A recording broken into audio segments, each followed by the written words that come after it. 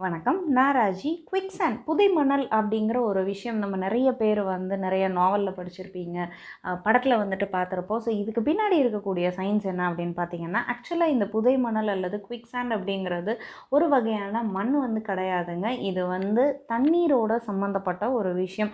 So இது எங்கே நடக்கும் அப்படின்னு பார்த்தீங்கன்னா, நீரோடைய ப்ரெஷர் அழுத்தம் அதிகமாக எங்கே இருக்கோ அதே சமயத்தில் வாட்டரோடைய மூவ்மெண்ட் அப்வர்ட் மூவ்மெண்ட்டாக இருக்கணும். அந்த மாதிரி இருக்கக்கூடிய இடத்துல தான் இந்த குவிக்ஸாண்ட் அப்படின்னு சொல்லக்கூடிய புதை மணல் இருக்கிறதுக்கான வாய்ப்புகள் ரொம்ப அதிகமாக இருக்குது அப்படின்னு சொல்லியிருக்காங்க. ஸோ ஒரு செமி சாலிட் கன்சிஸ்டன்சியில் அல்லது ஒரு லிக்விட் கன்சிஸ்டன்சியை ரீச் பண்ணுறதுக்கு மணல் நீர்த்தன்மையோ அல்லது அந்த ஒரு நீர்மத்திற்கான கேரக்டரிஸ்டிக்ஸோடு இருக்கும்போது தான் நமக்கு இது தேவைப்படும். ஸோ இதுக்கு அதிகமான அளவில் நீரும் தேவை. அண்ட் அதே மாதிரி கீழே கூழாங்கற்களோ அல்லது ரொம்ப கோர்ஸான சாண்ட் இருந்தால் அல்லது ரொம்ப சில்ட் சாண்ட் அப்படின்னு சொல்லக்கூடிய ரொம்ப நைஸான மணல் இருந்தாலும் எந்த மாதிரி இடத்துல வேணாலும் இது இருக்கலாம். மெயின் ரீசன் என்ன அப்படின்னு பார்த்தீங்கன்னா, தண்ணியோடைய ப்ரெஷர் அதிகமாக இருக்கணும்.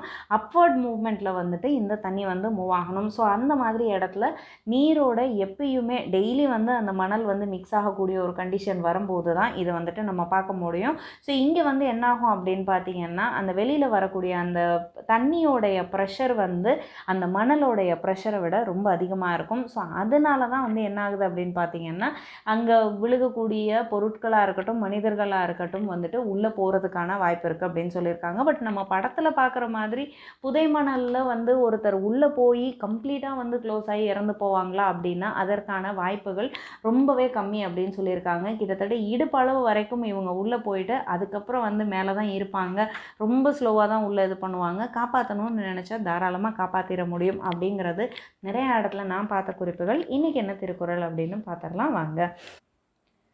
அதிகாரம் பழைமை. குறள் பழைமை எனப்படுவது யாது எனின் யாதும் கிளைமையை கீழ்ந்திடா நட்பு.